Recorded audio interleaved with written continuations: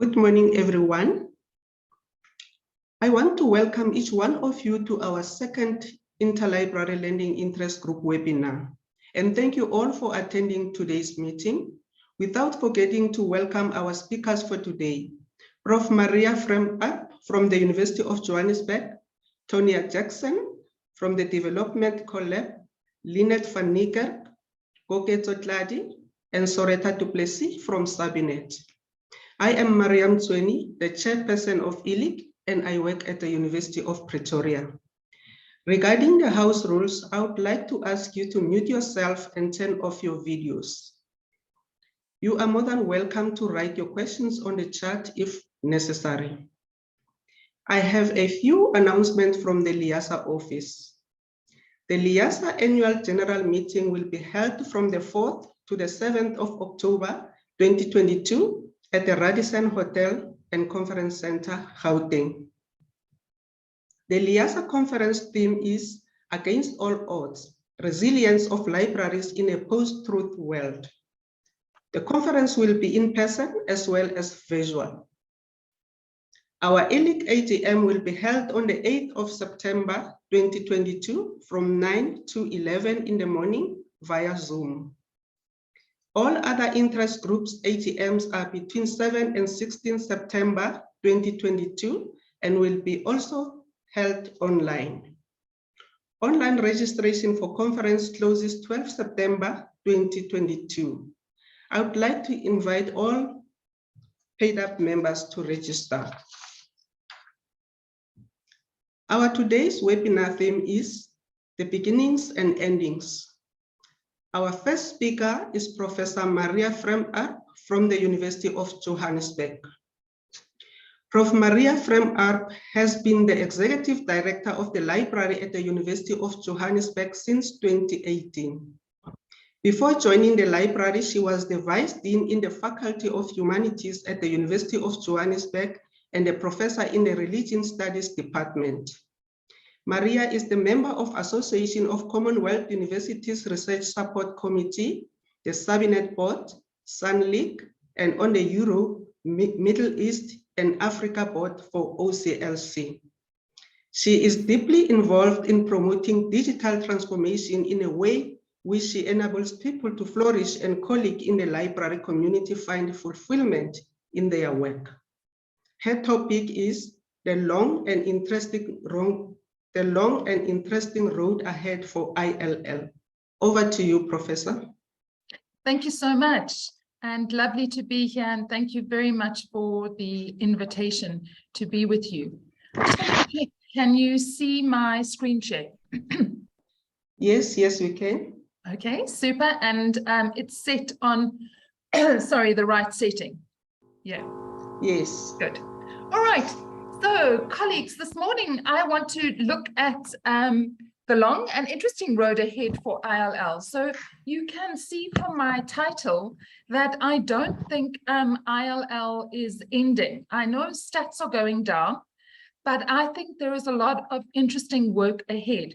And what I'd like to do with you today is to explore something of where we are as a country and as a world, and then put that perspective onto the lens with which we look at libraries and the lens that we use to determine the future for ILL. Sorry, I seem to have a bit of a frog in my throat. So, are you by any chance tired of high energy prices, heat waves, drought, inflation that is out of control, soaring house prices, and salaries that don't cover the cost of living? And I'm sure everybody is nodding their heads. Well, thank goodness you don't live in Britain. Now, who would have thought that we would have put these things together? When you saw this slide, you immediately thought of South Africa. You thought we can't see the slide. Can't see the presentation. We can't see the presentation. Right. So can you see the first slide now? Still nothing. Still nothing. All right. Yes. We can see you. Give me a second.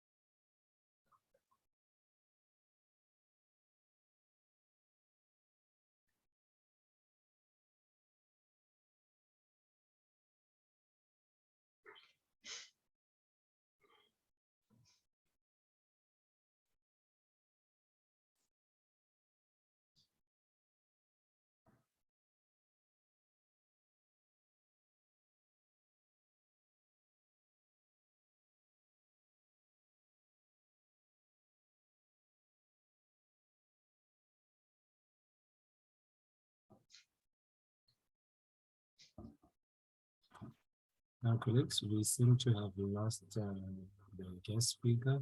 She's still trying to reconnect.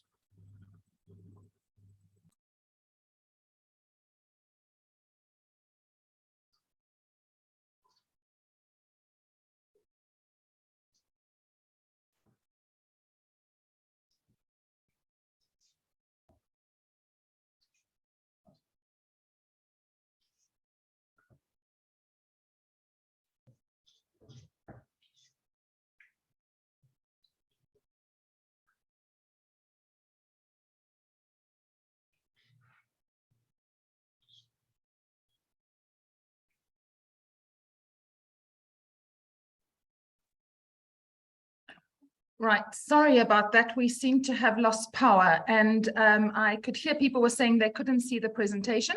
So I'm just going to start again. That's okay. If you could just tell me that you can see the presentation.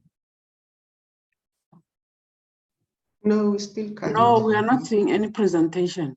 We can only see you. Right, can you see the presentation now? No. No, we can only Sorry. see you. I think you first need to have the PowerPoint open, and then Yeah, I do have the bottom, PowerPoint open. pages. I'm trying to work out what the problem is. You can try share screen at the bottom.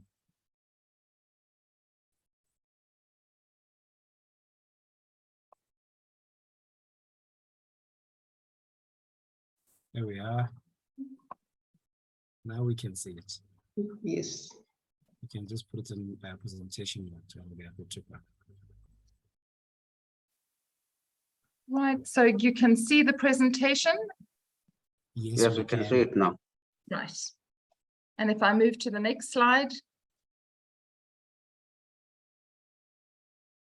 Right, you can see the next slide. Yes, we can see the next slide. Yes. You just need to Fabulous. swap, swap the display. At the top there by display settings, we can just swap display. Yes. There we go. Perfect. All right. So if I say that, are you tired of high energy prices, heat waves, drought, inflation, soaring house prices, and salaries that don't cover the cost of living, you would imagine that I'm talking about South Africa, when in fact, I'm talking about the UK.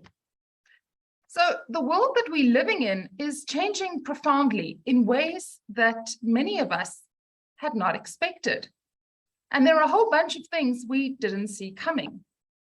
For example, we didn't see that there would be a massive drought in the UK and China, such that they're going to have to significantly rethink how they get their energy and how they plant their crops and what it is that they can offer on the world stage, particularly when it comes to crops, etc.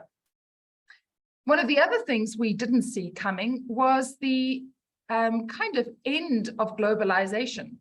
3 years ago, if you had spoken to anybody, globalization would have been seen as a certainty. But nowadays, we see an enormous rise of nationalism. One of the other things that a lot of people didn't see coming on a sort of international stage was the resistance to technology and technological changes. Another thing people weren't quite sure of is how in certain parts of the world, technology would be taken up with quite the enthusiasm that it's been taken up. For example, the move to mobile phones in most of Africa without people having had landlines before that. So we're living in a world at the moment where there are a whole bunch of things that nobody saw coming. Possibly one of the most significant of these is the pandemic and what we've learned so far from the pandemic. Because of the pandemic, we have learned to do a whole variety of things in different ways. In the libraries, for example, many people couldn't quite wrap their head around online training, and it's now become a norm. Many of us were struggling to really develop our electronic resources. And now that's become a norm, and somehow our users have moved over to using electronic resources quite comfortably. So there are a whole variety of things that we have learned so far. Perhaps one of the most important things that we have learned is that we need to be careful about the things we see as given, the things we take for granted, and move forward with an understanding that our world is changing in profound ways. So, what lies ahead for us? Well, the first and most obvious thing that lies ahead for us is climate change. And while many of us have ideas about how climate change is going to affect our lives, we really don't know the full impact of this and quite how it is going to change our world. And we live with a uncertainty that we didn't have about 5 to 10 years ago. And that uncertainty is around wildfires, floods, monsoons, and droughts. Before, we lived with the knowledge, at least in South Africa, that we went through cycles of drought and cycles with lots of rain. But now things seem to be out of whack. Nature is not performing in the way that we normally expect it to. When I lived in the UK 16 years ago, in a summer, you would walk through a lawn and your feet would squelch because there was so much water. The idea that the UK is living through this extraordinary summer drought is something nobody could have predicted, unless, of course, they were listening to all the climate change experts. One of the things that also lies ahead for us, which is a certainty at the moment, is economic disparity. A few people are going to become fabulously rich, and the vast majority of people are going to become poorer than they've been before. What we mean by poorer is that what they will be able to buy with their money is going to be less. And we've seen that since the 1980s. Most working class families need 2 incomes in order to survive, something that was not true in the 1960s. And all predictions are that the few who have money are going to make even more money, and that ultimately our economies are not going to be run by world banks or by different nations, but rather by a handful of multi-trillionaires who make decisions that impact on all our lives. In relationship to this, we also see deglobalization. As I said earlier, something that nobody foresaw about 3 or 4 years ago. The effects of this is that people are becoming much more inward looking. They don't want to share resources. There is a move away from traveling, partly because of the pandemic, but also because of this move towards deglobalization. And with deglobalization has come a move away from liberalism and a move away from capitalism. So instead of capitalism working in the way that the market rectifies itself for the good of all, which had been the principles around which many people defended capitalism, that isn't happening anymore. And we now see world economies held in the hands of a few very wealthy companies. Of course, we all know that what lies ahead of us is digital transformation. And I think it is important that we speak not just of the 4th Industrial Revolution, but also begin to be aware that there are other revolutions coming our way and that our lives are changing in the digital landscape in all sorts of different ways. Nobody foresaw the pandemic, and so nobody forecasted that the digital transformation of the 4th Industrial Revolution would take off as quickly as it did. But one of the big things that we have seen with the pandemic is that living your life on a digital platform has serious health consequences. I mean, one of the most obvious is sitting in front of a computer screen all day is not good for you. We know that you need to move around. We know that your eyes need a break. But what we didn't realize, and we still don't know how to deal with, is the social impact of living in the isolated world of the digital landscape. So at our university, for example, we are having many conversations about how to support our young students who really are struggling to make friends. We've been back teaching students since the beginning of the year. And we see in the library particularly how students are alone. They struggle to make friends. They seem to have unlearned the social skills that they must have learned at some stage at school. What we are facing with this digital transformation and the pandemic is a generation of young people who have spent significant milestones in isolation at home. And the milestones they have missed is making friendships and connections. So particularly making friendships at schools, and then at university, learning how to network and make friends in big groups of people, as you should be learning at a university. And we are going to have a generation of undergraduate students who will either have spent no time at all with their colleagues, or will have spent maybe 6 months interacting with other people throughout their undergraduate degree. The ramifications of this are things we don't yet understand. Another certainty is failing states. And I'm not suggesting here that South Africa will become a failing state. In fact, I'm going to talk about some positives, but we are moving in that direction. And unless we do some things to correct this, we are going to be one of the failing states that we see in the world around us at the moment. With this slide, I want to talk about two different things. The first one is the idea of cycles. So the red line is South Africa's GDP, and the blue line is South Africa's inflation from 1980 to 2020. What is important to notice here is how things go up and down in cycles. And so I was listening to Peter Armitage a few days ago, who is one of the most renowned investment brokers. And he was saying that when we live in a moment of doom and gloom, we do need to be aware that we're at the bottom of a trough, which is inevitably going to go up. And he presented this slide as one of the positive things about South Africa.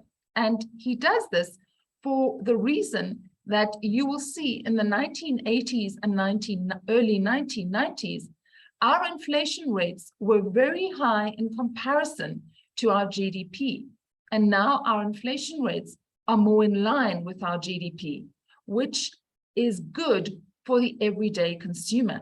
So he is arguing that while things are tough, we're actually having a much better control of our national fiscus than we've had before.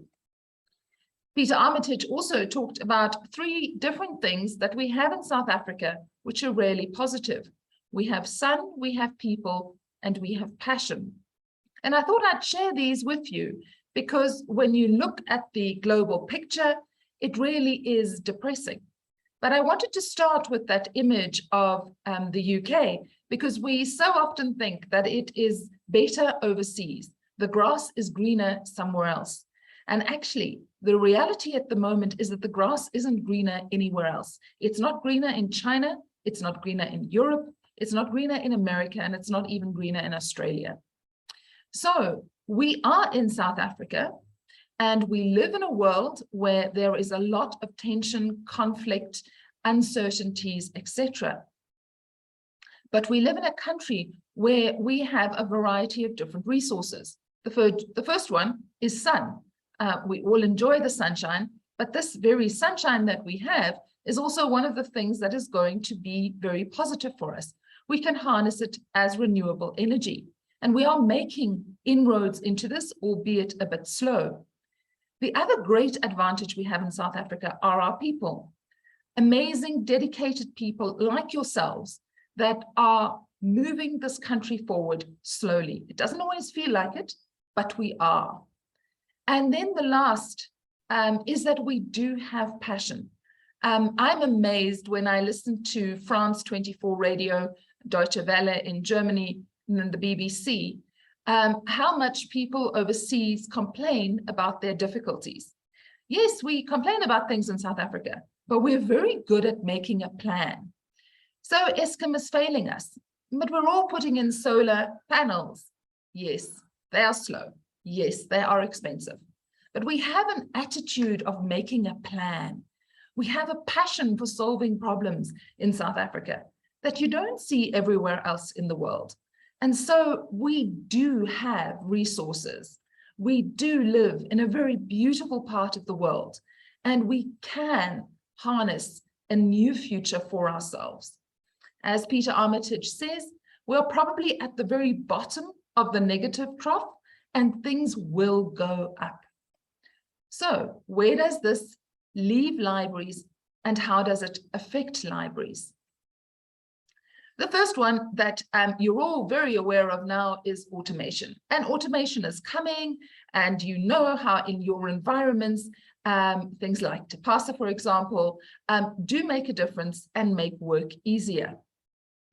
Another interesting trend in libraries all over the world is this idea of dwell spaces. So one of the things people have been worried about is, are students going to come back to libraries? And what will the spaces be used for if we take all the books? Well, there seems to be a worldwide trend of people wanting to come into spaces where they work on their own, but with other people around them. And libraries are just fantastic for this sort of thing. This very beautiful picture is from a university in America, and the students all want the chairs facing the greenery because they want to feel surrounded by greenery and nature, and in a calm setting be able to focus on their work. So one of the things that we're seeing in almost all libraries, I see this particularly with my colleagues from OCLC, is how libraries everywhere are places where people actually want to work quietly. So yes, some spaces of group engagement are still important, but people want places where they've got plug points, which I know for most of us in our libraries is a massive challenge, and where it is comfortable and where they can work quietly, but be surrounded by other people.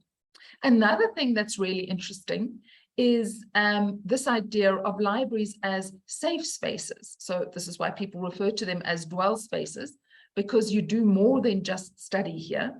They are places where you also hang out, where you feel safe, where you feel comfortable, places where students are wanting to be revived in some way.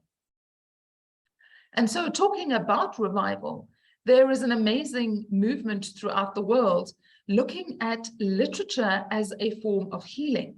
And so there are many libraries, particularly in the UK, that work with prisons and hospitals and trauma centers, helping to give selected books to people that are going through particular traumas. So not only is it encouraging people who have gone through difficulties to come into the library as safe spaces, but also giving them particular books. So one of the ones that I found really interesting was how Agatha Christie novels have been found to be particularly useful for people who have gone through a traumatic experience and feel as though their lives are falling apart. Because in an Agatha Christie novel, things always work out. There is a logic, there is clarity, and there is order. And apparently this really helps people when they read these books to find a sense of order in their own lives. So the idea of libraries as being deeply involved in therapy that people need in all sorts of different ways. Another trend that we see in the library is the reduced use of our collections. Very often because collections that we used to buy are going open access, and people are often finding resources on other platforms, not only on the library platform, and so it looks as though our collections are being used less. What we're all going to face the world over are budget cuts, not just in South Africa, not just in education, but all over the world. All libraries are going to be dealing with this. The next trend is the specialization of staff. And I think this is particularly exciting, that all over the world we are seeing and appreciating that the work that librarians do is becoming more and more specialized. And with that, there is a need for staff to reskill and upskill in all sorts of different ways. And so we have specialists in big data management, something we didn't have 10 years ago. Specialists in research data management, again, something we didn't have 10 years ago. There's also a big move to the library being much more involved in the projects of teaching and learning, and a growing awareness of the importance of information literacy. Having painted these big pictures, so on the one hand, the world that we live in a very vulnerable, fragile, and uncertain place. On the other hand, South Africa not being an exception for the difficulties that we face. I've then painted a picture looking at big trends. These aren't the only trends, but to me, they are of the most important of the trends that we see in libraries. And now I want to move to ask, well, what does this mean for interlibrary loans? And I've chosen this particular image because I think interlibrary loan librarians do work in a specialized and niche area, and so often are a little bit different in what they do to what the rest of their colleagues do. Now, of course, one of the big challenges, in inverted commas, to interlibrary loan are Google searches. But I chose this particular image because I think one of the most critical challenges for our society at the moment, and probably going forward for the next 10 years, is going to be people thinking they found information, but they've only found inno. They haven't found info because they've gone onto some web, Google, whatever, and they found something. They didn't go for training to a library, and they don't understand how to critique the information that they found. So they think they found information, but it's actually misinformation or disinformation or just conspiracy theories. They haven't actually found valid, reliable information. I'm going to come back to why I think this is very important for interlibrary loan. The second, in some ways, in inverted commas, challenge to interlibrary loans is open access publishing. This has and is changing the world of publishing. It's changing the world of how we access information. But with open access has also come the tremendous rise of predatory journals. And so I come to what I think is possibly one of the most important things for interlibrary loan. So we are going to see stats for interlibrary loan going down, but the work of interlibrary loan, I think, is going to remain as important as ever, but become more complex. So interlibrary loan librarians will be finding the information that the average postgraduate student or researcher in the context of an academic library couldn't find themselves. So they went onto the internet and they tried to find this, but they couldn't. So it's not going to be a case of, because the UJ library doesn't have this particular item, we need to get it from interlibrary loan, which is what it used to be. It's now going to be a case of this particular item needs to be found because the UJ library doesn't have it, but also very often because the person looking for this can't quite find that information either. They've heard about something, it doesn't immediately pop up. And so interlibrary loan librarians are going to be spending even more time than they've done before to track down information that is out there, that is reliable and valid information, but which is not easily accessible. So for me, the first of the challenges is this reality of the difference between inno and info, and really helping clients to understand that not everything out there on a Google search or whatever web search you're doing is actually valid and reliable information.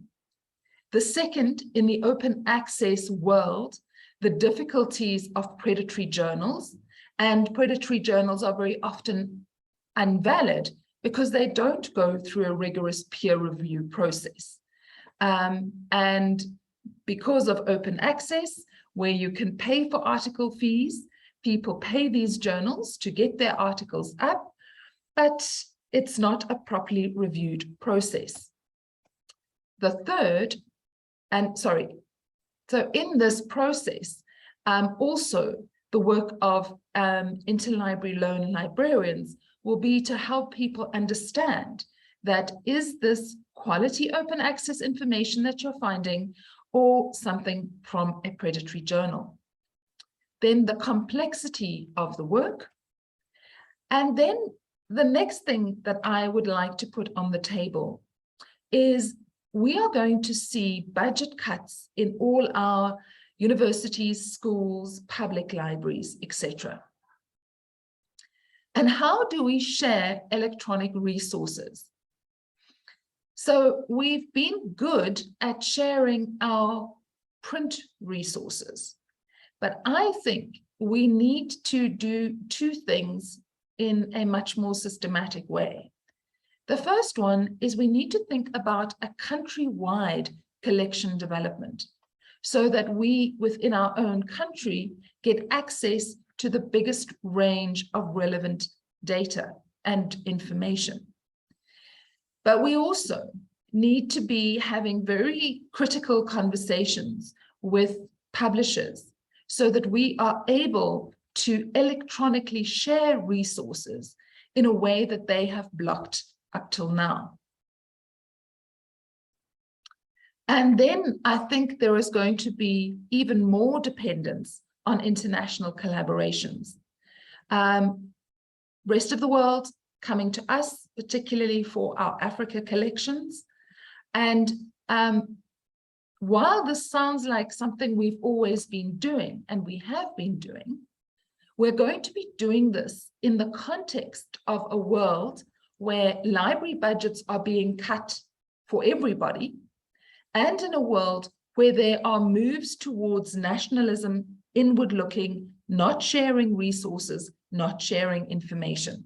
We haven't really seen that play itself out yet in the library community because it tends to be a community that is very into collaboration and sharing. But I think this is one of those things that we mustn't take as the given we have always taken it to be. Publishers are going to be putting pressure on us not to share because they make their money when everybody buys their product. And there are going to be moves around this inward-looking nationalism, deglobalization. And so for me, the 3 or 4 big factors that face interlibrary loans are firstly the fact that there is a long road still ahead for interlibrary loans. We are going to need interlibrary loan librarians who are specialized in finding information that isn't easily, quickly, and readily available. We are going to need interlibrary loan librarians who have on their fingertips, as you all know, an understanding of what collections are like at different universities, at different national libraries, etc. To engage with our collection development librarians in our libraries, to enter into the conversations of how we develop our collections as individual institutions and as a country as a whole. And then I think the work of collaborating nationally and internationally needs to continue, but I don't think that it's going to necessarily be as easy as it might have been previously. And so I want to end by thanking you all very much for the invaluable service that you offer to students, to researchers, to teachers across our country, because the sharing of information is made possible by the work that you do in interlibrary loans. So thank you very much for inviting me to speak to you. I hope that something of what I said has been useful or given you something to think with. Thanks a lot. Thank you very much, Professor. That was indeed the long and interesting road ahead for ILL. I am so happy to hear that interlibrary loan work will remain important.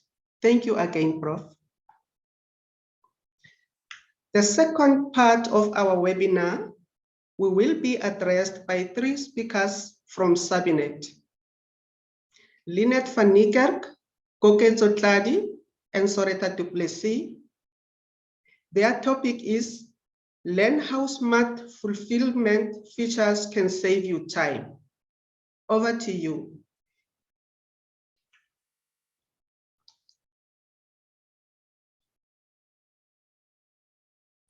All right, sorry, I forgot to unmute myself. Good morning, colleagues. Thank you, Maria. I'm just quickly going to share my screen.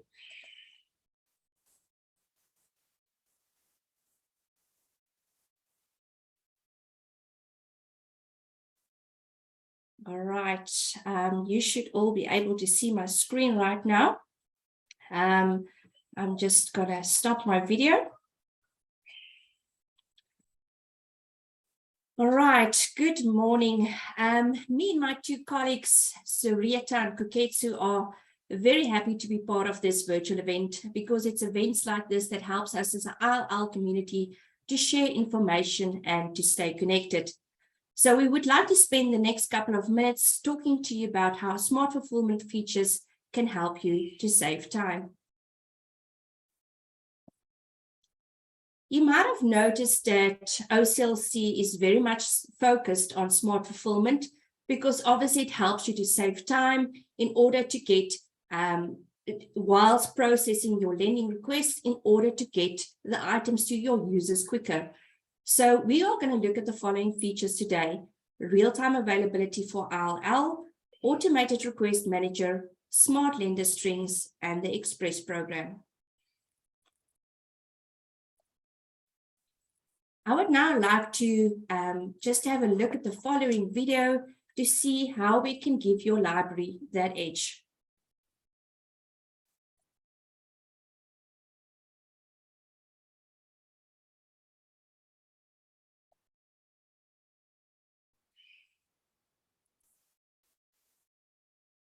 The urge to learn something new doesn't wait until someone's in a library. And it's not limited to one library's resources. To stay relevant, libraries need to offer experiences that are fast, convenient, and intuitive, and deliver exactly what the user needs, regardless of the library that holds it. OCLC's resource sharing services, with smart fulfillment capabilities, do just that. A user's request sets in motion a dynamic, data-driven process that delivers accurate resource options and delivery recommendations in just seconds. Smart fulfillment functionality empowers the experience by weighing all the needed considerations, including which lenders can deliver the fastest. The largest resource sharing network in the world gives users access to an unprecedented amount of information in the format they need, right when they need it. By automating processes to find the best lenders, libraries significantly speed up turnaround times, even delivering e-resources in just minutes. Smart fulfillment capabilities help libraries maximize their OCLC resource sharing services, so there's no need for additional services. This makes quick, seamless, and accurate resource sharing a reality, freeing library staff to focus on personal user support while saving time and money.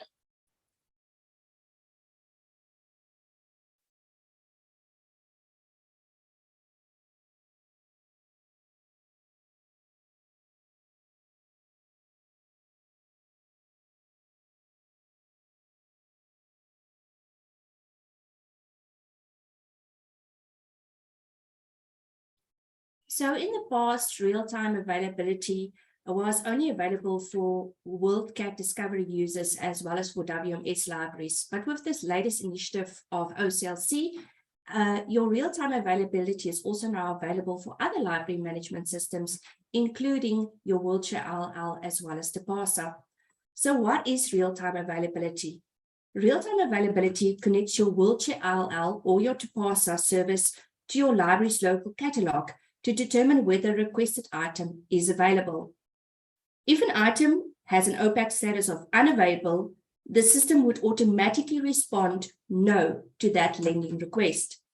In other words, the lending request for this item will not appear in your request queue. Requests that the system has automatically said no to will appear as no system checked availability on your usage statistics. So let's recap. Libraries, WMS libraries, have already been configured. If you are a Wheelchair ILL or a Tipasa library, you are more than welcome to contact us and we can assist you in setting up your real-time availability. So you can see that it would enhance ILL for all libraries if one can see the availability of an item. So the benefits for the borrowers are: it speeds up your borrowing turnaround time. It ensures your loan requests do not sit with lenders that cannot fill them. The benefits for the lenders is that it speeds up the lending turnaround time, saves you time, but not by not assigning loan requests to your library for items that are checked out or otherwise unavailable to lend. And it allows you to spend time focusing on requests you can fill. So I would like to now hand over to my colleague, Sabinet, who would be talking to you about more smart fulfillment features. Thank you, Lynette. And hello, everyone. It's great to be here. Just want to quickly show my face to say hello, and then I'll switch off the camera again. So the automated request manager is something that's always been part of Wheelchair ILL and Tipasa, although not so much focus was spent on it in the past. It was more just a situation of, and it also the name changed. It used to be called direct request, whereas you as the borrower library could send requests automatically to lending libraries via your patrons in other words, bypassing you, which is not something that any of our customers at the time wanted to do. But recently, OCLC spent a lot of time building out or, expanding the previously known as direct request, and they changed the name to the automated request manager. And with that also came additional functionalities. So as a feature of the smart fulfillment, as per the topic of our talk today, libraries can use the automated request manager to configure automated ILL workflows. Automations are composed of match criteria you define along with actions you want the system to perform on matched requests. Automations used to be only available for requests that you receive via patron requesting. But just last week, OCLC made available automations for lending requests with the latest release that were implemented. So if you wanted to set this up, you're welcome to go to from your Wheelchair ILL or Tipasa home screen to navigate to OCLC service configuration, the same place where you set up your constant data. And there will be an option there for automated request manager. But if you would like our assistance, you can just let us know.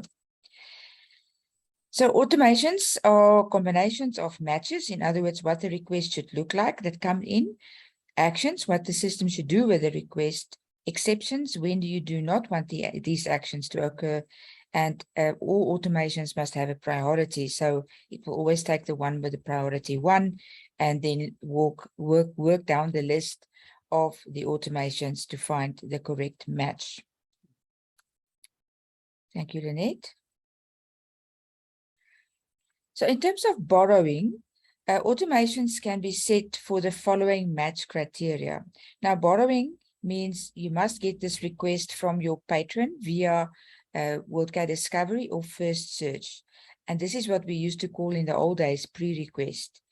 If you're not doing that at the moment and you would like us to set it up for you, you can contact us and we can set up the patron requesting for you. So matches can be, sorry, Lynette, matches can be anything from the age of the material, the format of material, the language, the patron's need by date, the patron's department, the presence of a patron note, the contents of that note, the patron's status, the maximum cost patron is willing to pay, where the request comes from, and whether it is a copy or a loan request. So anything that matches any of these criteria, thank you, Lynette, can be set to apply certain automated functions. So you can apply constant data to a certain set of requests that's come in. You can build a lender string using a custom holdings path. You can route requests to review for purchase, if that's something that would fit into your workflow, and you can route requests to review. So the difference between routing requests to review and where you currently get your requests from other institutions is that your institutional requests come to the Can You Supply queue, and if you implement patron requesting, there will be a new queue called the review queue, where you review these requests before you send them off to appropriate lenders. You can also configure exceptions to these automations. In other words, you can say, yes, the above actions must apply, but you can also say exception, route requests for items your library owns to review, and so that you can, direct the patrons to say you actually do have these items. If there's duplicate requests, you can also route them to review, and you can also route requests owned by libraries in a specific group to review. Thank you, Lynette. So what's new is the lending part. So this is for when you as a lending library get requests from borrowers. You can then use these, you are the lender. These things always get confusing. When you are the lending library, you can say, use the automated request manager to apply designated constant data records to lending requests based on the identity of the borrowing libraries, the type of the request, or the material format that are being requested. This will ensure that lending charges, notes, policies, and addresses are accurately applied to lending requests, saving staff time and ensuring compliance with your policies. Now, I know this sounds very complicated, but if you would like to discuss setting up the automated request manager for you, for either patron requests that you receive or from a lending perspective, you can please contact us and we will be very happy to assist you to set this up. Thank you, Lynette. So one of the aspects of automated request manager is setting up smart lender strings. You might have caught in the previous slides that one of the actions you can set up in setting up the automated request manager is setting up specific lender strings. So I want to just spend a few minutes on specifically the lender strings because it has a really good benefits that will assist you in terms of being a lender to make sure that requests are being, are being submitted and processed much more efficiently. So one of the things that you can set up when you, thank you, Lindy, for that email address.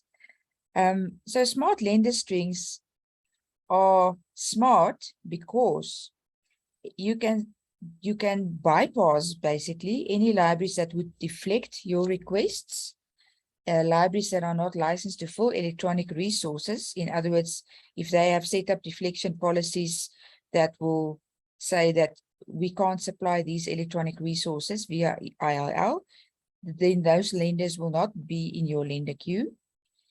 You can determine with libraries with detailed print serial holdings that do not hold the requested year or volume.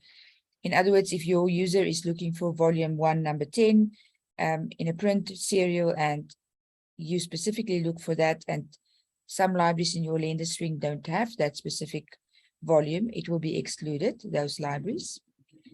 And then lender strings can be built from custom holdings group or centrally managed profiled group. So, you know, in Southern Africa, we're all part of the Sabi group, and you also use that when you limit your searches to see which libraries in Southern Africa have the items you're looking for. So the Sabi group is a profiled group by that's done by OCLC, and it includes all of the Southern African libraries. So if you, obviously you don't want to include all of those libraries in one lender string, but you can select some. And this is also a good way for you to split libraries that charges you and libraries that provides free requests or materials, that you can create a custom holding path with only the free libraries, and you can use that as a smart lender string, apart from all these other things that you can implement in those lender strings. And then the most important thing about the lender string is that it sorts the lenders by their turnaround time.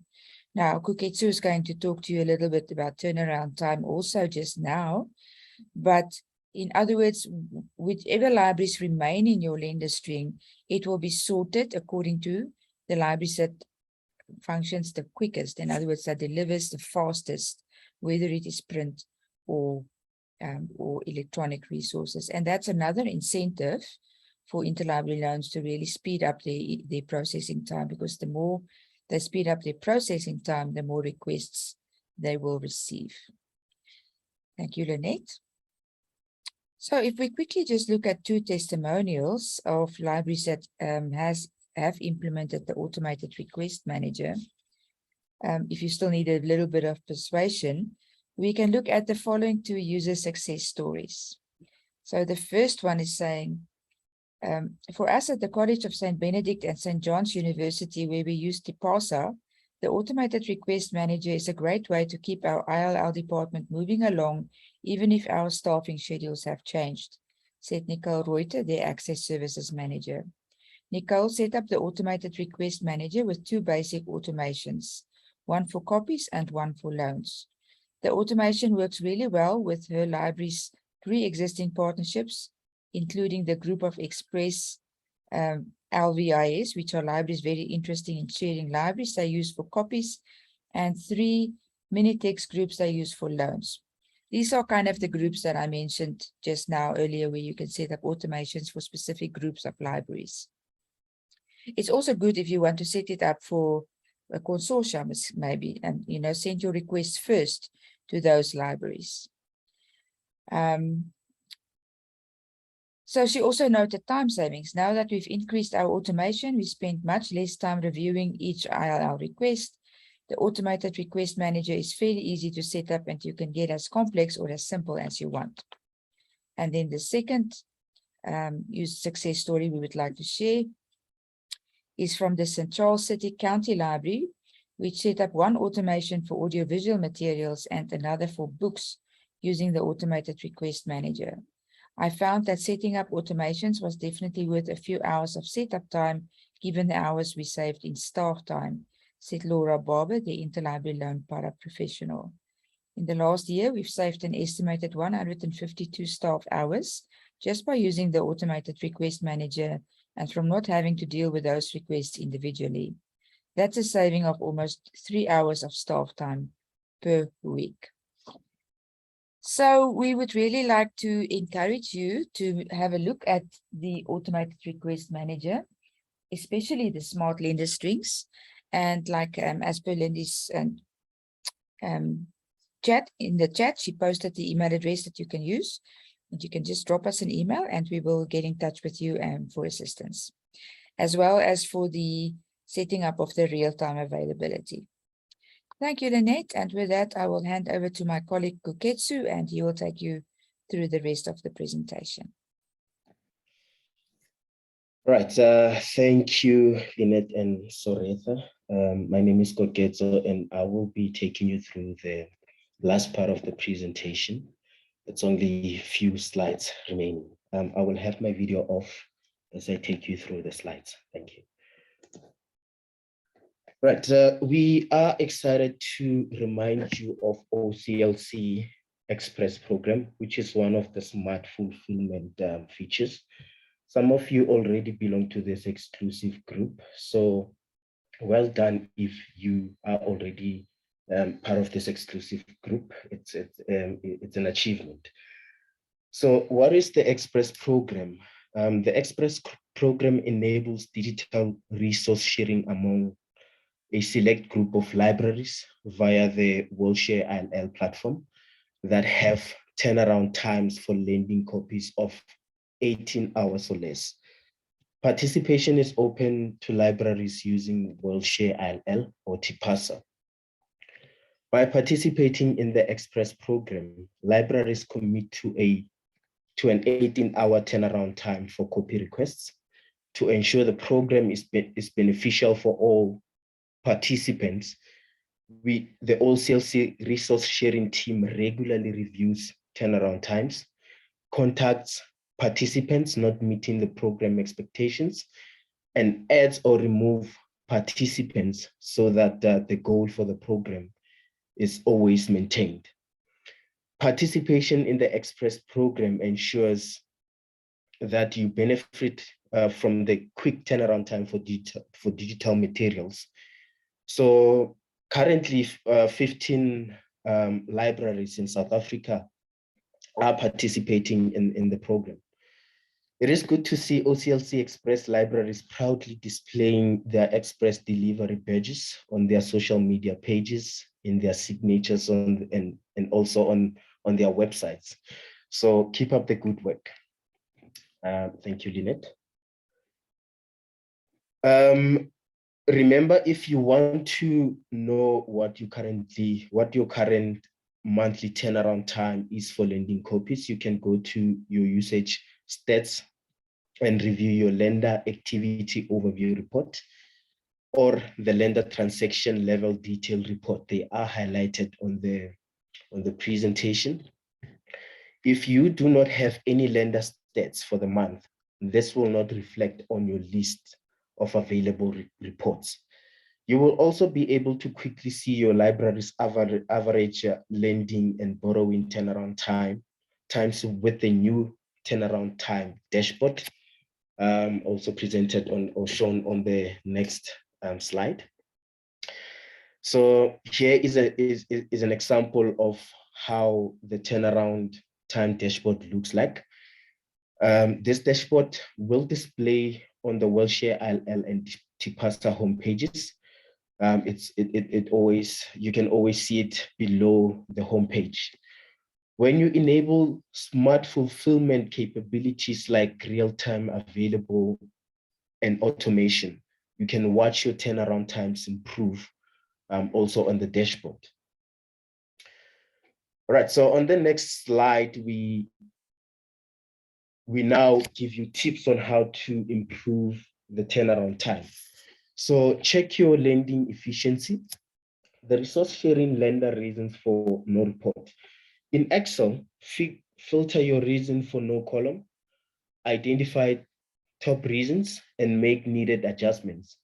If any auto deflections are not working as expected, update the OCLC policies directory to reduce not owned communicate with your cataloging and e-resources staff to correct holdings, to reduce in use or on loan, request setup of real-time availability.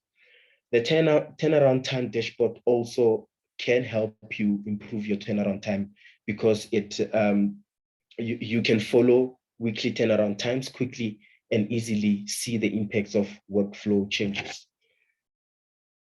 Thank you, Lynette. So Sabinet offers training on WellShare ILL.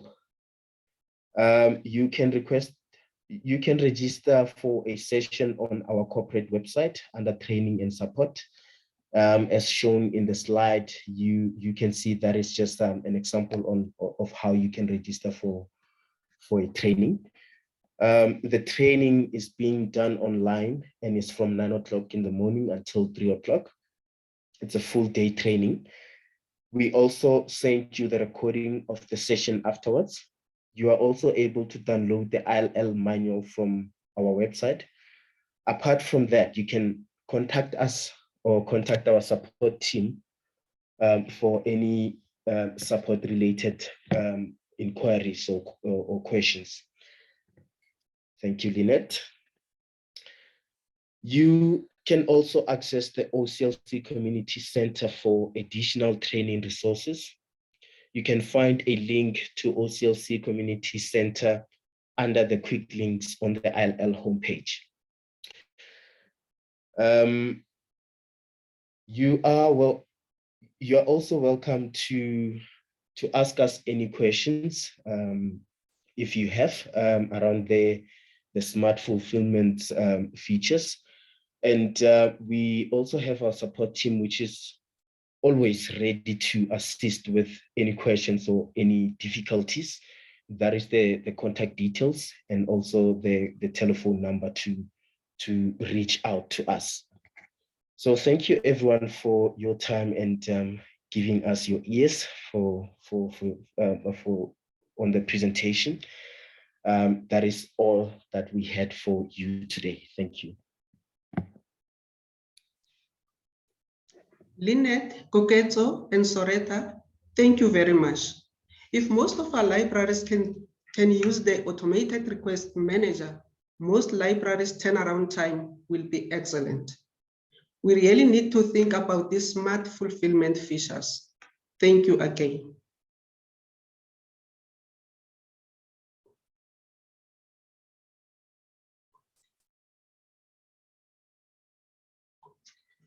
Our last speaker is Tonia Jackson. Tonia Jackson is the owner and the director of the development Collab. Tonia uses a coaching approach to enable, equip, and empower individuals, groups, teams, managers, and organizations to achieve positive change.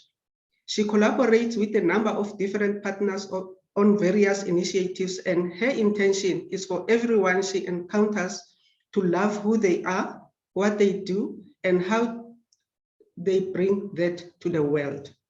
Tonia's topic is you in the role of librarian. Over to you, Tonia.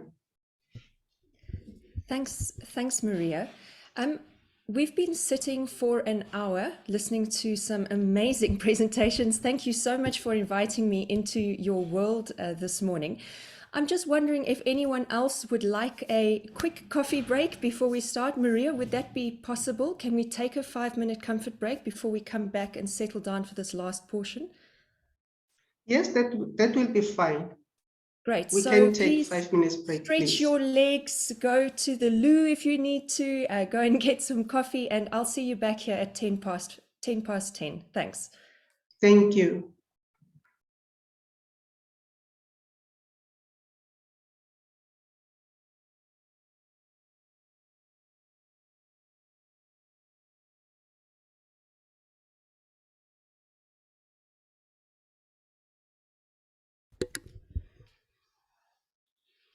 Welcome back, everyone. If I could please ask you just to raise your hand if you are back, just so that I can gauge how many people are back in the room. Thanks, and just please keep it up.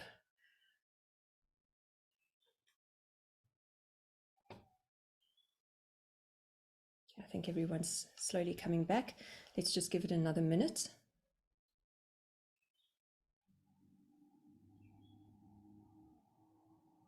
Great.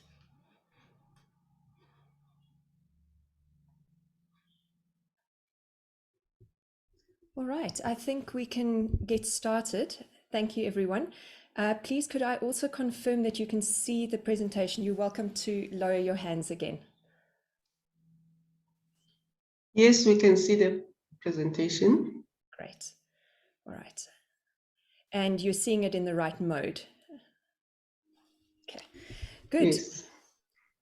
Thank you, everyone, for having me here this morning. It's such a pleasure to have gone after 4 fantastic speakers. I really feel like I've been immersed in the library environment this morning, and it's been so lovely for me.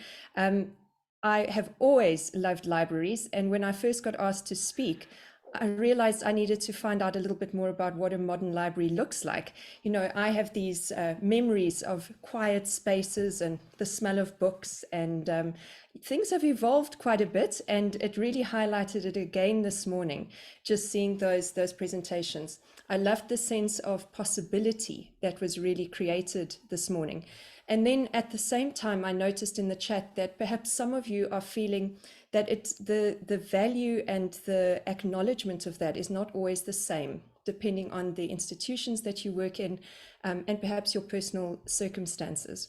So we had a very expansive macro view this morning, and what we're now going to do is to bring it back to you in the role of librarian.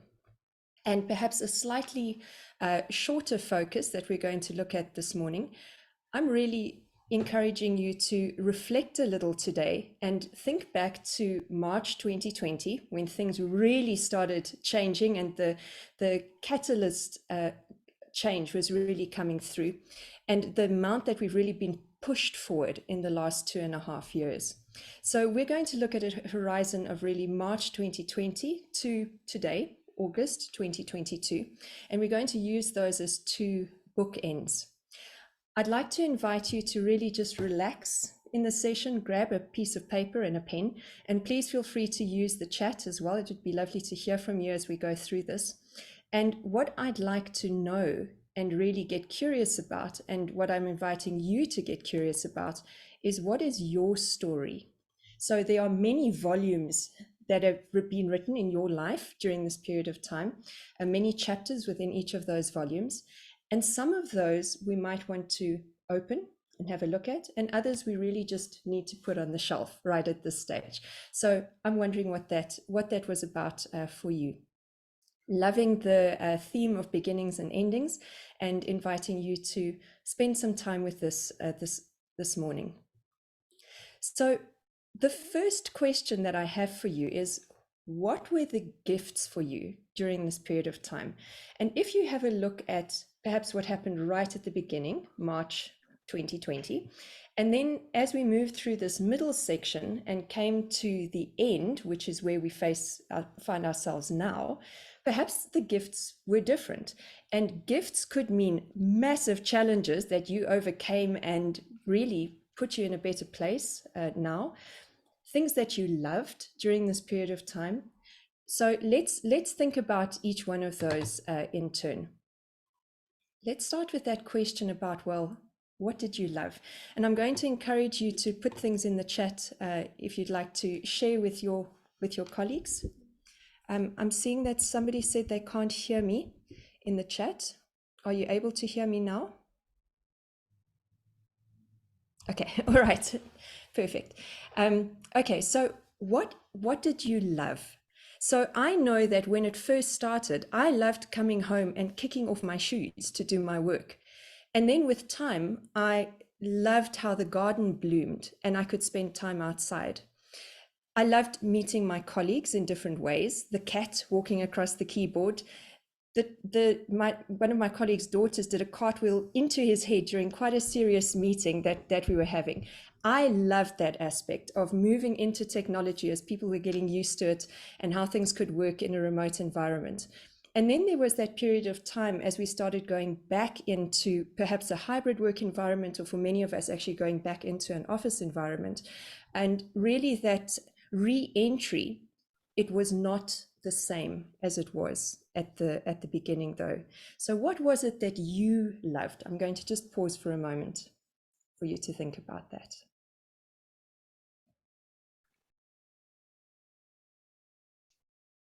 Thank you for the shares in the chat. Yes, agreed. The webinars, the learning possibilities during that period of time, amazing.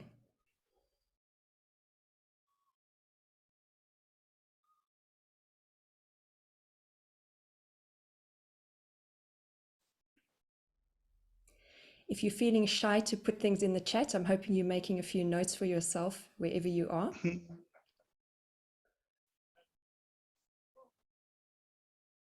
Okay, let's move on to our next question. So moving on from what you loved, what did you learn? And thank you for putting that in the chat, because that's leading us to the next stage.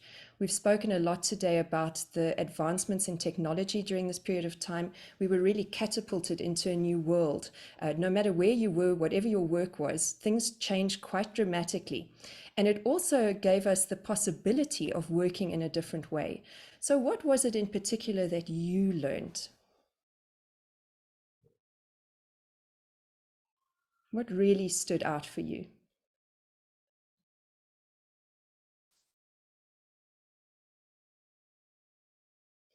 And perhaps a follow-up question to that is, what did it bring to your work, to your personal life? What did it really grow within you in terms of that learning? Yes, perfect. Yes, MS Teams, Zoom for training and webinars. Can you remember all the fear around Zoom at one stage when it was still in the early days? And then MS Teams caught up with the technology and it became a lot more user-friendly. So yes, lots of advancements in that.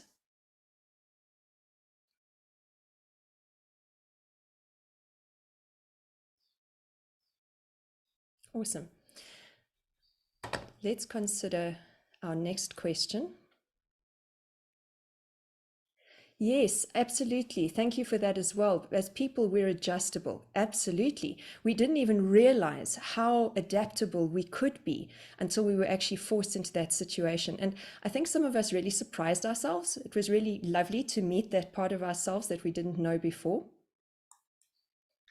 And that comes to our next question. What did you do well? What were you called to do that might have been challenging, but that you really felt you rose to the occasion? What did you do well? Perhaps you found an internal teacher if you were one of those people who, with small children who had to look after them. Maybe there were ways that you worked with your colleagues. Maybe you stepped up as a leader in some ways. Maybe you found better ways to do things, and that stayed. So what do you believe you did really well? Yes, yes. Lovely. Thank you, everyone who's sharing in the chat. I hope the others are also following that and making some notes as well. Yes, the scope, the possibility of what you could do with a much bigger audience.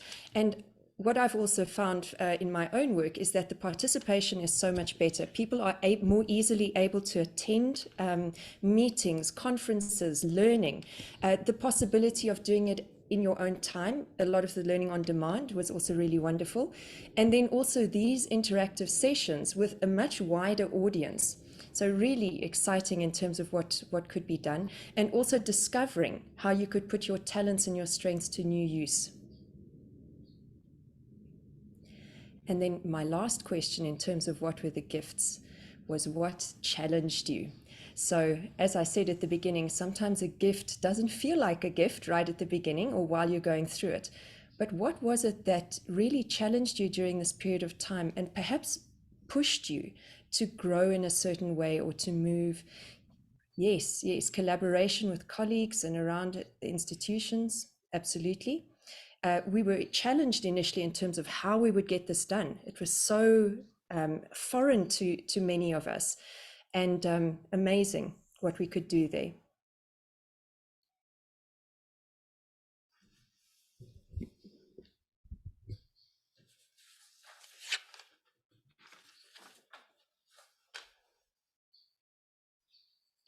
So something that we have been alluding to is resilience. And that was something that was mentioned in the chat a bit earlier in terms of how we really discovered that we could be quite adaptable, adjustable as human beings. So when we talk about resilience, what we're really saying is how easily do you bounce back? And what happened in the last 2.5 years is that there was a challenge and then you might have bounced back. And then there was another challenge and then you might have bounced back. And there were so many things that were thrown at us that sometimes even the most resilient people were quite challenged by this period of time. What the research shows is that people who were still able to apply their strengths and their talents to what they did at work and to their personal lives were the ones that really were able to step up and create that bounce again and again and again. So I'm curious to know from you, what happened for you and what got you through? So what was it for you in particular that has brought you to today? How have you, I want to say, survived this period of time, but perhaps also thrived in some ways during this period of time? What was it about your unique strengths and talents that you brought to this period that have really helped you enjoy, do things with more ease, with excellence during this period of time? What are those aspects within you?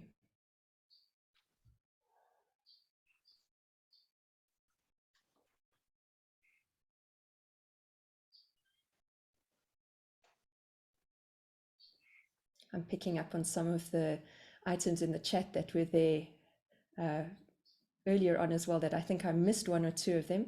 The working away from work, what happened there for you? What got you through? There were some pros and cons with that.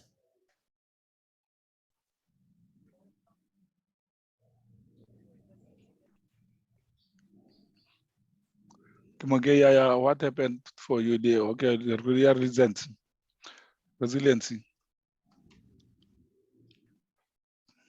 Yes, please, we can hear you.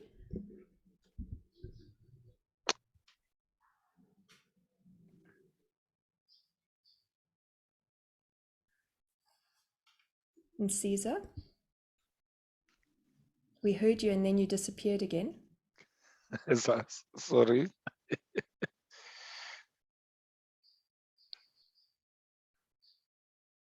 We only heard the beginning. You were talking about resilience.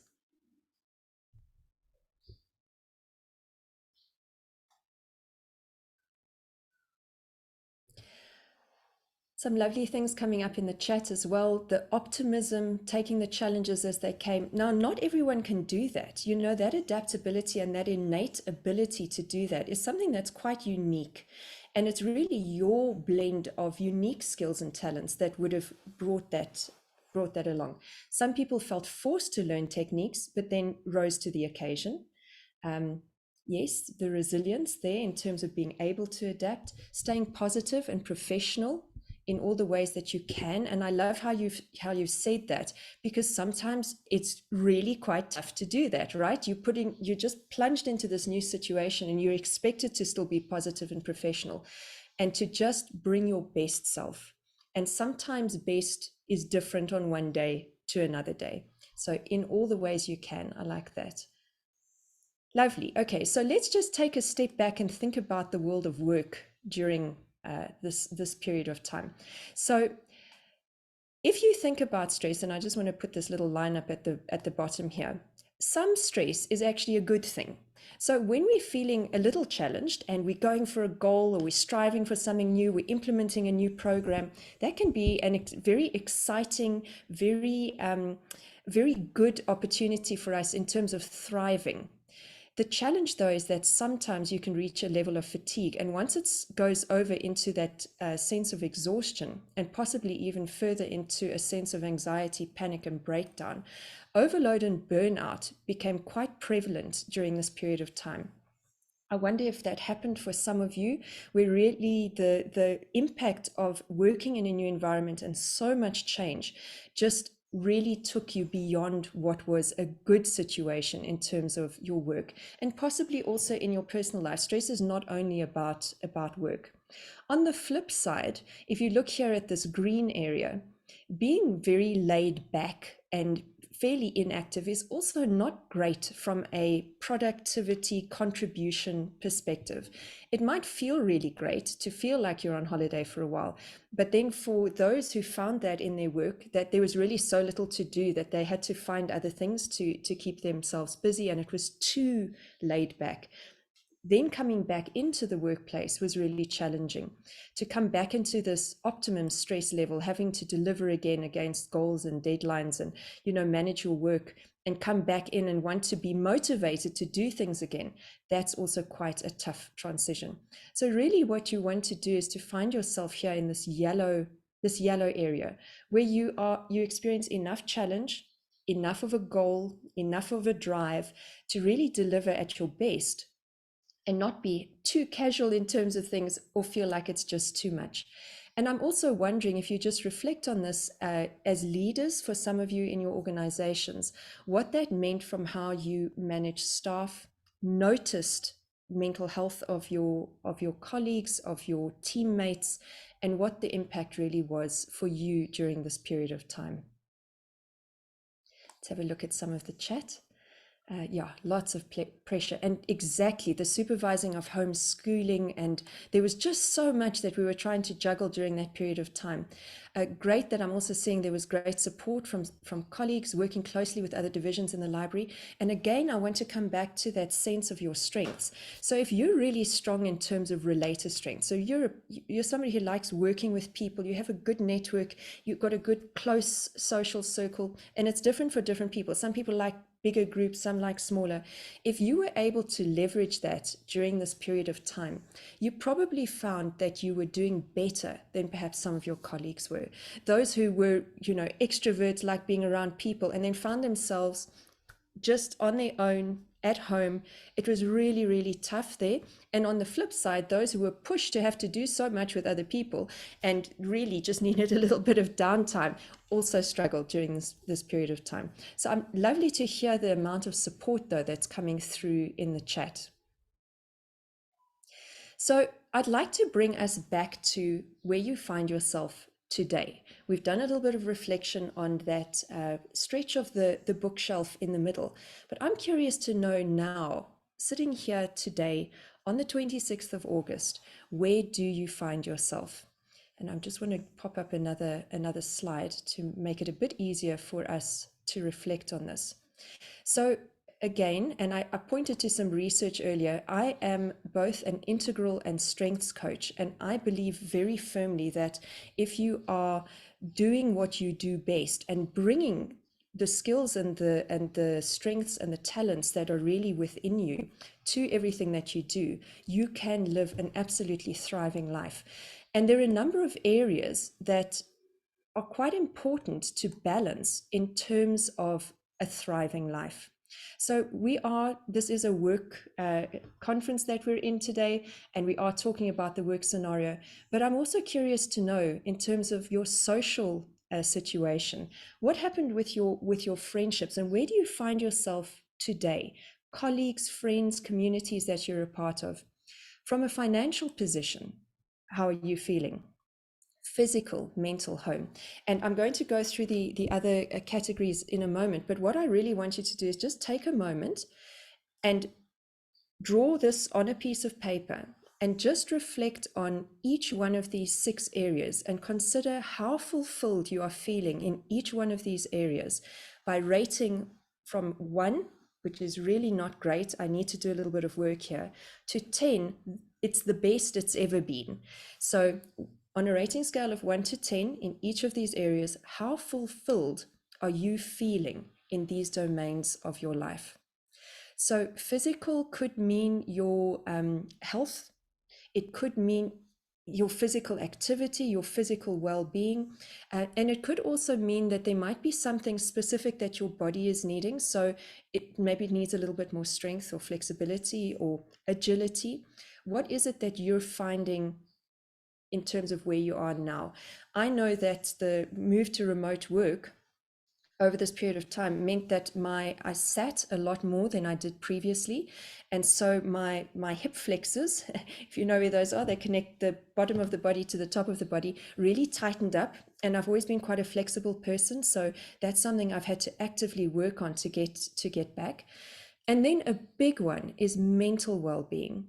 So I think everyone was quite hammered during this period of time. And for some, with more resilience, perhaps it was a little easier to come out of that. But even for some people who really were feeling quite strong before this period of time, it was so unexpected and there was so much to deal with, including loss and grief and the pressures that were there, that they felt quite overwhelmed by all of this. I'm wondering, in terms of your mental state today, where do you find yourself? And then in terms of your home, this is really about your living space. And for some of you, it might even have been your office space for a period of time, or perhaps even now. And how are you feeling about your space, your environment that you're in? I'm going to give you a moment to just reflect on this.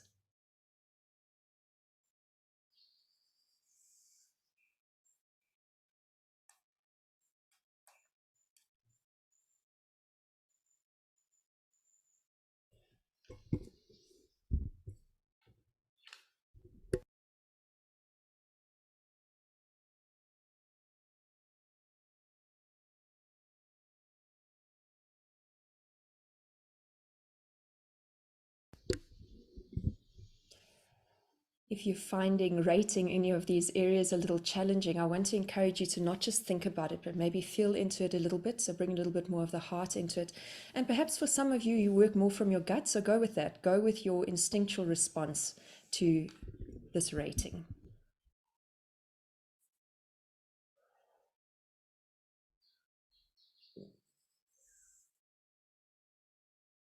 Okay, so with that snapshot in mind, that picture of where things are today, I'm wondering, what is your next step? So the first question that I have here is, what is your self-talk? So you might have looked at this picture, you might have been reflecting on the things that we've spoken about now, and some of your self-talk is going, well, that couldn't change, it can't be different, this is how it is, or you're feeling stuck. For some of you, you're feeling quite optimistic and you're really feeling like there's a great sense of possibility. I'm curious to know, for you, what is your self-talk saying? Are you seeing barriers or are you seeing possibilities?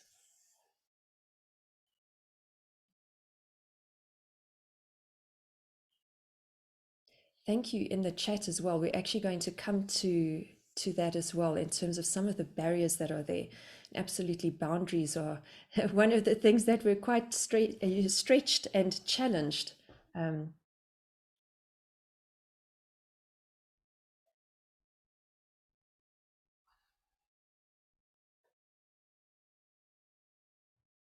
So just starting to notice some of the things that you're telling yourself about where you find yourself. And then coming back to the previous slide in terms of the domains that we spoke about, which of the domains could use some more time, energy, and attention? And I'm just looking at that chat and looking at less family time. So absolutely. So maybe that one is feeling quite low in comparison to the others. So when we talk about time, energy, and attention, time and energy really follow attention. So wherever you place your attention, your time and energy is going to go in that direction. So if the demands at work or in terms of what you're expected to do are ramped up, all your attention is going there and your time and energy go in that direction. And then even if you have an opportunity to spend time with family or doing something that you wanted to do, it can be quite challenging because your energy has been depleted. And then you feel like you can't show up as well as you would like to. So I guess the question here is, what is the one thing that you could tweak? So not attempting to go from a 5 to a 10 or a 1 to a 6, but really saying, how can we just notch it up one element? So what is one step that you could take? Could you stop 20 minutes earlier and do something for yourself? Could you start a little later? Is there something you could do in the morning? Let's say that physical activity is the thing that's really challenging you at the moment. Is there something that you could bring into your day where you take regular, maybe 20-second to 1 minute workout stretches, a plank, doing something like that, just to bring a little bit more movement into your day? And then when it comes to things like family time, quality time, just consider how you might be able to give that area of your life just a little bit more attention. Even if you think about one thing that you could do within a week, that would be perhaps helpful as a first step. If you're starting to aim to get from the 5 to the 10, it won't be sustainable. You really need to take a small step to start with. And then once that has been brought in and you're comfortable with it, you can take another step. So let's just have a look at the chat. Absolutely. So boundaries are definitely coming out as a challenge, and then feeling so also a sense that there's some very negative self-talk at present, lots of challenges that feel insurmountable, and that really leads us into the next question. So when we start talking about challenges, there's two buckets that you can really put those into. The one is things that are within your control. So perhaps that tweak that we were talking about on the previous one is that really you are able to do something about it, even if it's just a small step. But then there are some others that feel really insurmountable and feel completely out of your control. Now, I want to challenge you a little bit in terms of what might feel out of your control. So if we think about choice, and those things that feel like it's beyond your control, it is not a choice that you are making. If you think about the things that you should be doing and you change them to reframe them to say, those are things that I could be doing, and then really reflect on what it is that you could shift from a could perspective. So taking a little of the pressure off yourself. So sometimes we put a lot of pressure on ourselves. The expectation is actually from inside, and that is really within your control. And then there are other things that feel like it's from outside.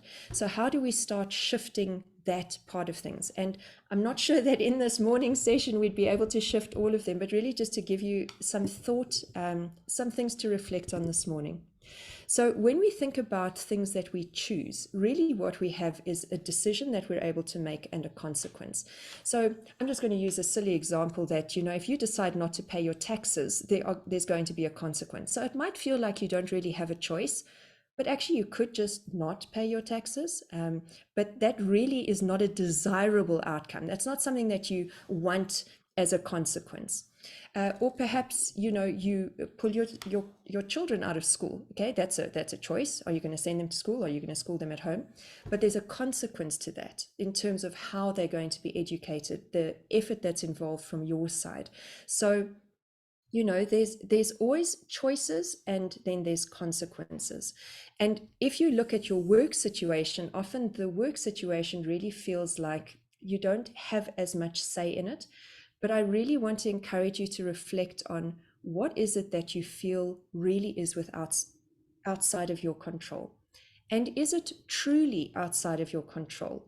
Or are you actually making a choice for a specific reason, for a desired consequence? And if you are making a choice and that consequence, you're making that choice and that consequence isn't something that you want, how can you start shifting that? How can you make a different choice, perhaps just a small tweak, and bring in a different set of consequences? I would love to be able to have this conversation with some of you one-on-one. I can feel that it's really got you thinking in terms of some of the things, and also perhaps some of you feeling quite stuck in terms of your situation currently. I believe, though, that there are some small things that you could do that could really start shifting your perspective on things. And really what I'm saying to you is that we've reflected a lot on this middle portion, this March 2020 to August 2022.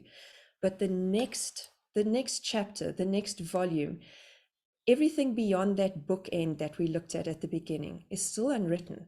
And you have the complete opportunity to start rewriting from the beginning. There's nothing that prevents that. The biggest barrier is often inside, feeling that you are stuck. And I would encourage you to start with something small. Start looking around you and just noticing the things that you are grateful for, the things that are really good in your life, and start acknowledging that. I found during the lockdown that some of my relationships, possibly the ones that didn't continue, or perhaps that became a little bit more distant, there was probably something there, right? But other of my relationships really started to thrive. And I noticed that one of the things that was being done differently was that there was a lot more verbal acknowledgement.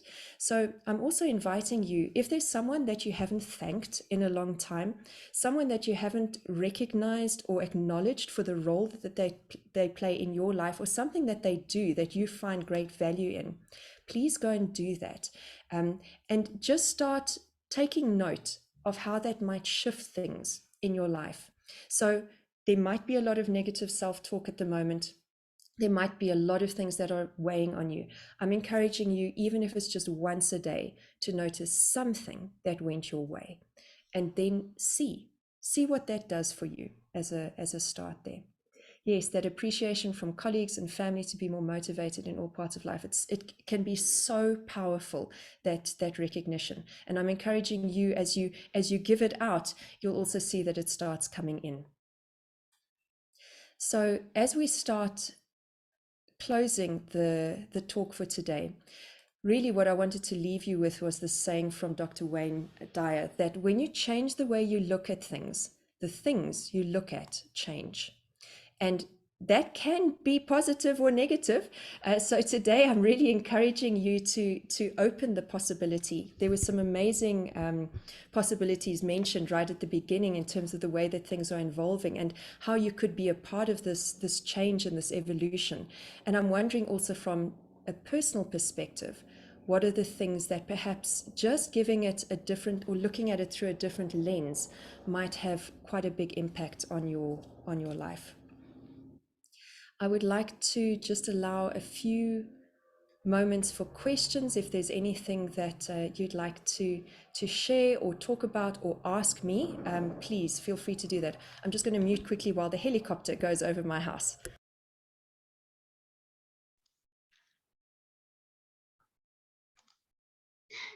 Thank you, Tonia. Your presentation is encouraging. What I've learned today is that as librarians, we need to stay positive and professional at all the time and collaborate with colleagues, other institutions to learn new tools. Thank you very much. Now is the time for questions and answers. Thank you.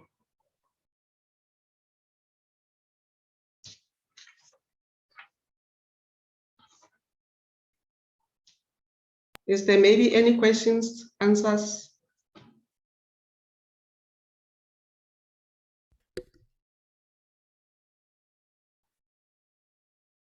Thanks. I'm seeing a number of thoughts coming through in the chat, and I think it seems like you've been left with really some food for thought. So that is great for me to also see, and it's been an absolute pleasure being with you this morning. Thanks again for inviting me. The questions can go to all the speakers.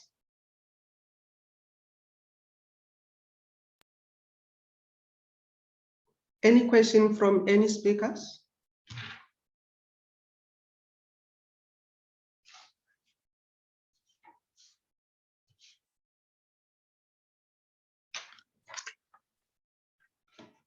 Okay then, colleagues. If there is no questions, we will then go further to our next item, of which is the thanks and closure will be given by Antonet Sundelowitz from the University of Johannesburg. You may take over, Antonet. Good day, everybody. I would just like to say thank you for the speakers, Chairperson Maria, and all the committee members that is part of ILLIG for organizing today and for you for joining us today. It is a privilege to be part of ILLIG, and I've really enjoyed being part of this committee. And I hope there are more people out there that would actually consider being members of this committee. Please feel free to keep your eye open for the early bird special to become a Liasa members. And I would also just ask for a final request that if you could please turn on your cameras so that Kagiso can actually take a photo of the screen so that we have some beautiful faces to go with the names and with today. Thank you very much. I hope and for a blessed day, and I hope that you find beauty, as Tonia had said, in every day and in the people you meet and the work you do. Thank you so much.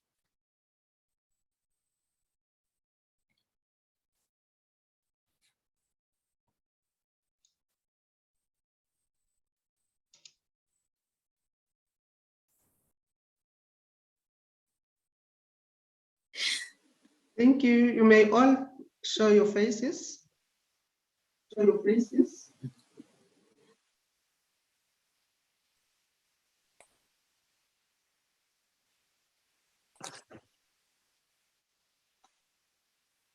Wow. That's a lot of beauty.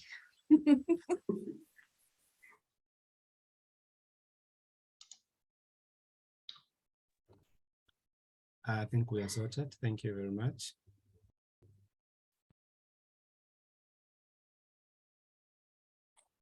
Thank you. Thank you, everyone. Thank you, everyone, for attending. Thank you so much. Thank you very much. Thank Thanks, you, everybody. Have a everybody. nice Have a day. good weekend. Bye. Thank you. Bye-bye. Thanks. Thank you very much. Thank you all.